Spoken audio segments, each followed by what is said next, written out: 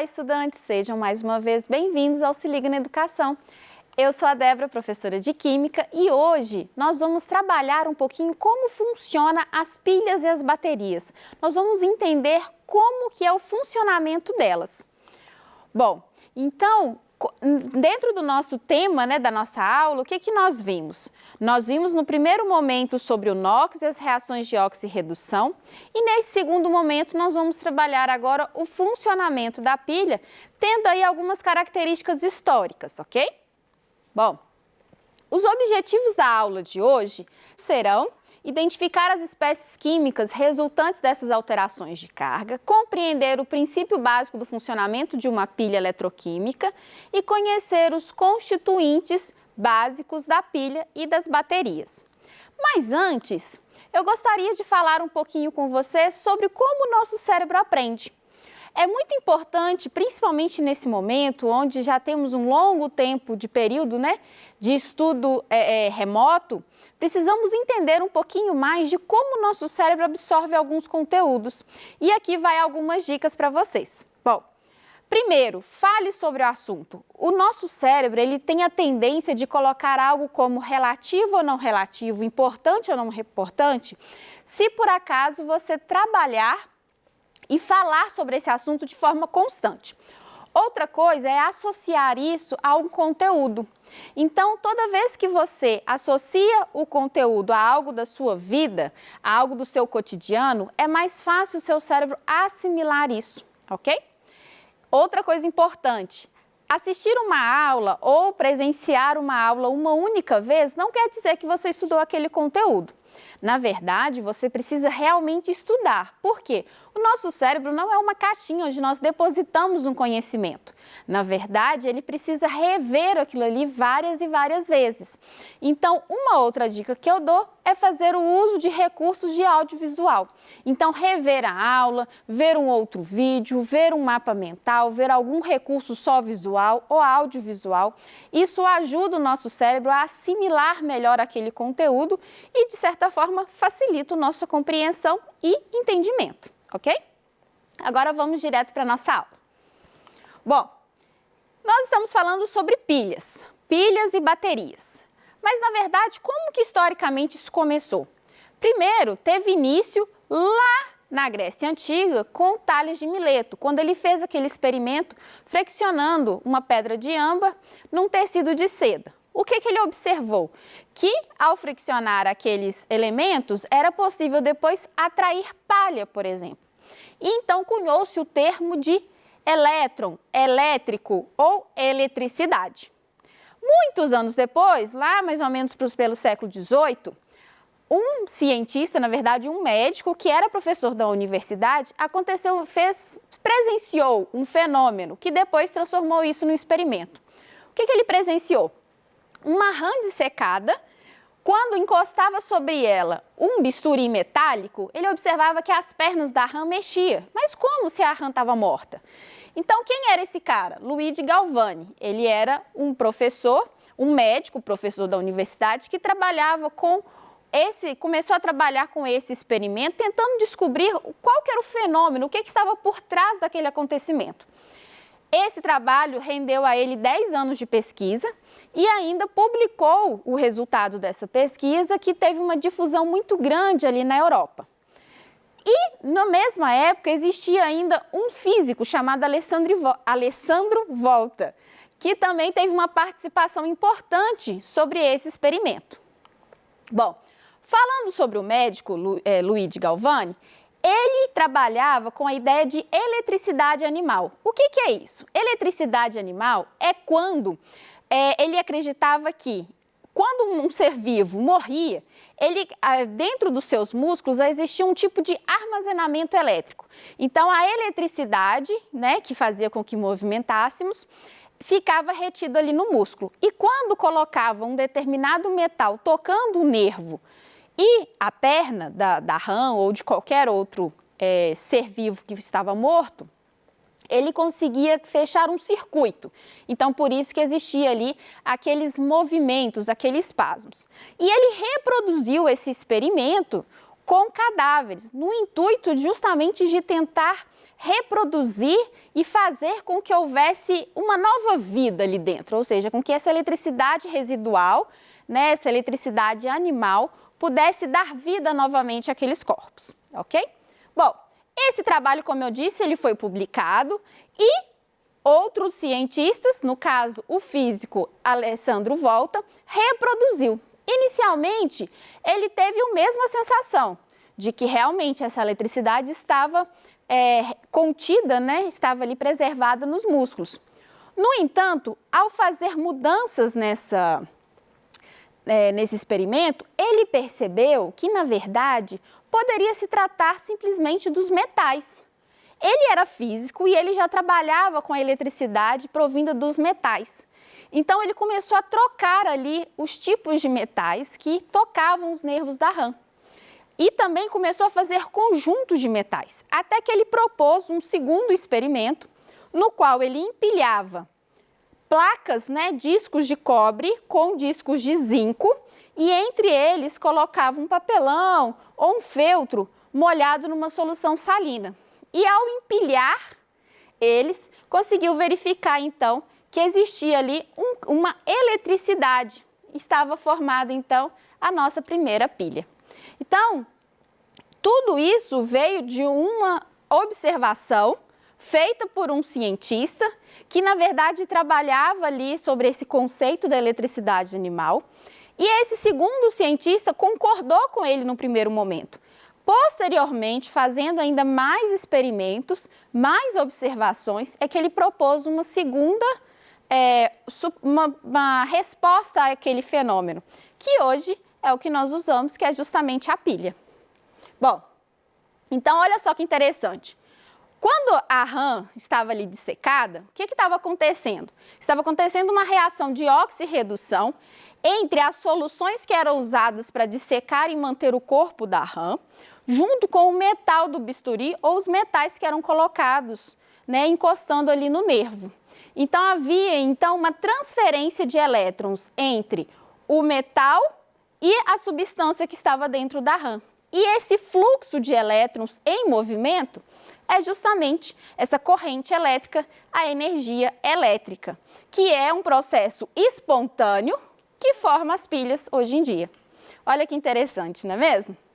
Bom, como vimos na aula passada, nós podemos, né, identificar quais são os metais ou os elementos que estão perdendo ou ganhando elétrons através do NOx, certo? Então, nós conseguimos identificar as substâncias que oxidam e as substâncias que reduzem através dessa variação de NOx.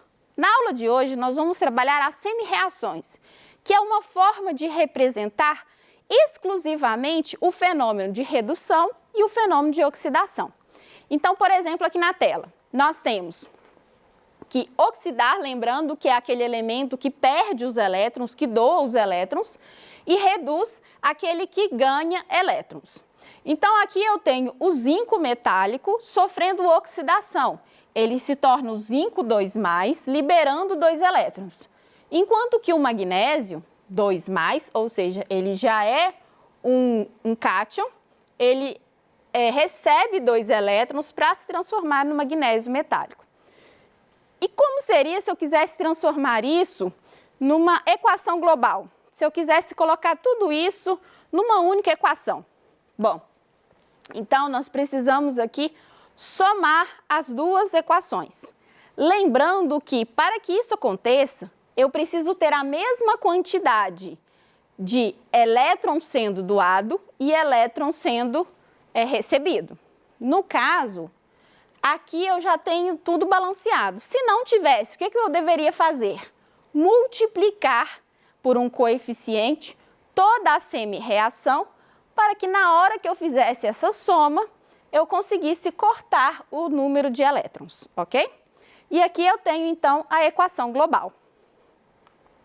Bom, nós temos, então, a equação global e vimos na aula passada que os agentes redutores e agentes oxidantes nada mais são do que aquele metal que é capaz de fazer o outro oxidar Então, ele é um agente oxidante, ou seja, ele sofre redução. E se ele é um agente redutor, ele faz o outro reduzir. Logo, ele é um agente redutor, mas ele sofre oxidação. Então, observe aqui, o zinco metálico, o que está acontecendo com ele? Ele está oxidando. Logo, nós chamamos ele de agente redutor. O magnésio, ele reduziu. Logo, ele é um agente oxidante. Então, dica que eu dou para vocês, toda vez que vocês forem trabalhar com esse tipo de identificação, olhe qual que é o processo que ele está sofrendo. O elemento está sofrendo oxidação ou redução. Se ele sofre oxidação, ele é o agente inverso, então ele é o agente redutor. Se ele sofre redução, ele é o agente inverso, então ele é o agente oxidante, ok? Bom, e como que nós verificamos, então, se um elemento ou outro elemento irá ou não reduzir? Então, por exemplo, eu tenho dois metais e eu quero saber qual desses dois metais ele vai reduzir ou ele vai oxidar. Como que eu faço isso? Então, houve então uma padronização na ciência, onde nós determinamos um eletrodo padrão que ele tem a redução e a oxidação igual a 0 volts. E com ele foram feitos diversos outros experimentos. Então, aqueles valores que foram sendo adquiridos foram sendo tabelados. Então, aqui está, por exemplo, um pedaço da tabela, justamente mostrando a semi-reação de redução e o seu potencial de redução. E respondendo a pergunta, como nós conseguimos então fazer com que descobrir, né, qual elemento vai ou não reduzir? Vamos fazer a seguinte consideração. Eu tenho dois metais, o zinco e o cobre. Olhei lá na minha tabela, aqui está a semi-reação e os seus potenciais de redução, ou seja, é a capacidade que esses elementos têm de ganhar elétrons. Está aqui quantificada. Qual deles vai sofrer, de fato, a redução? Aquele que tiver maior número de potencial de redução. Então, no nosso caso aqui, é justamente o cobre. Então, o cobre, ele vai sofrer exatamente igual está aqui, essa semi-reação. O cobre 2+, mais 2 elétrons, formando o cobre metálico. E o zinco? O zinco, ele vai sofrer a reação inversa. Porque aqui ele está sofrendo a reação de redução. Tá? Observe que ele está ganhando elétron. O que ele vai acontecer? Na verdade, ele vai reduzir. Vai acontecer a reação do zinco metálico para o cátion zinco 2+. E esse sinalzinho aqui do potencial de redução vai inverter. Não se preocupem, nós vamos trabalhar isso melhor na próxima aula, tá bom? Bom, além dessa forma, né, que Volta trabalhou sobre empilhar ali, né, os elementos metálicos, não é assim que nós temos as pilhas hoje em dia. Mas uma outra forma de reproduzir a pilha, ou seja, de elaborar a pilha, foi produzida por Daniel. E isso vai ser o assunto da nossa próxima aula. Mas adiantando um pouquinho, ele propõe uma outra forma de se trabalhar a pilha. Ao invés de colocar placas do metal, ele coloca eletrodos, como se fosse uma placa chapada do metal bem fina, mergulhada numa solução com o cátion daquele metal. E aí ele consegue determinar o polo positivo e o polo negativo. Vocês já observaram que em todas as pilhas existem aquele sinalzinho de mais e menos? Até mesmo no nosso controle, nos controles remotos em casa, em algum aparelho, sempre tem um sinalzinho de mais ou de menos indicando qual que é o lado que você tem que colocar a pilha. Então, é nesse formato que nós vamos entender o que é o polo positivo e o que é o polo negativo da pilha. Vamos lá? Então, olha só, o que é o polo positivo? Nós vimos que entre o cobre e o zinco, o cobre é aquele que vai reduzir, ele vai ganhar elétrons. Então, se eu tenho o metal dele, o que vai acontecer? O cátion, aquele que está mergulhado em solução, ele vai receber os elétrons que vai chegar e vai se depositar como cobre metálico sobre aquela placa, fazendo com que sua massa aumente. Bom, então, o que é o polo positivo? É o local onde chegam os elétrons, onde há um aumento de massa do meu eletrodo e nós chamamos esse polo positivo de cátodo ou cátodo. E o polo negativo? Bom, se no polo positivo chega os elétrons, no polo negativo é onde saem os elétrons. Então, nesse caso, nós vimos que o zinco, ele tem que fazer o quê? Ele tem que oxidar. Então, ele vai perder elétrons. Então, a placa de zinco metálico vai perder elétrons, formando o zinco 2+. E esses elétrons vão sair dessa placa e passar, então, por um fio condutor ou um fio ligante ali. Então, o polo negativo é onde saem os elétrons. Existe uma redução da massa desse eletrodo e nós chamamos isso de anodo ou ânodo, ok?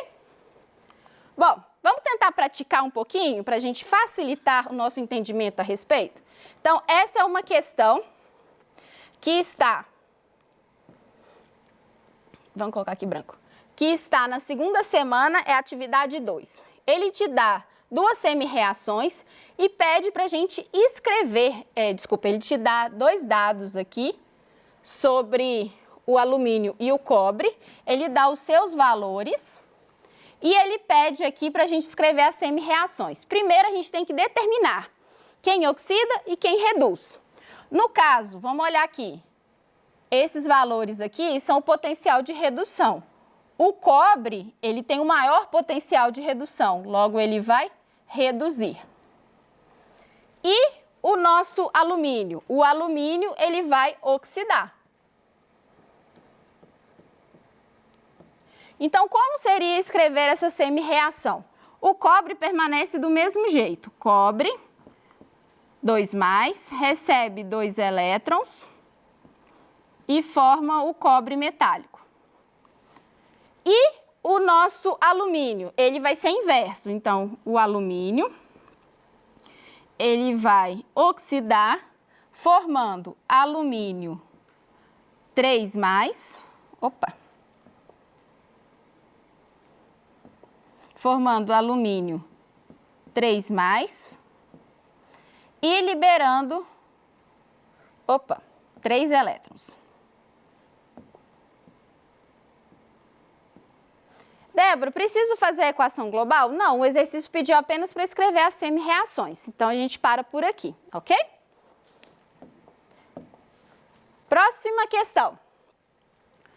Numa pilha eletroquímica ocorre. Então, você vai ver que dentre todas as alternativas que está aqui, 2 você só vai conseguir trabalhar de forma mais... ter mais certeza dessas questões serem falsas, que seria a B e a C, no nosso próximo encontro. Nele, nós vamos trabalhar melhor essas questões, vocês vão entender por que elas são falsas. Mas, de cara, numa pilha eletroquímica, o que tem que acontecer? Uma reação de oxirredução.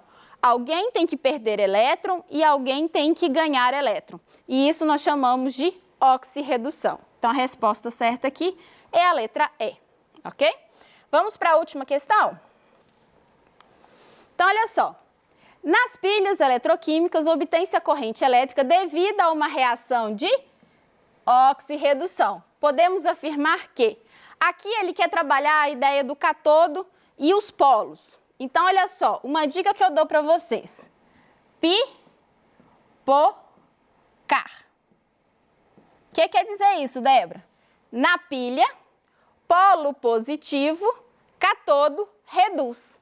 Então, na pilha, cátodo reduz. Resposta certa, letra B. Ok? Bom.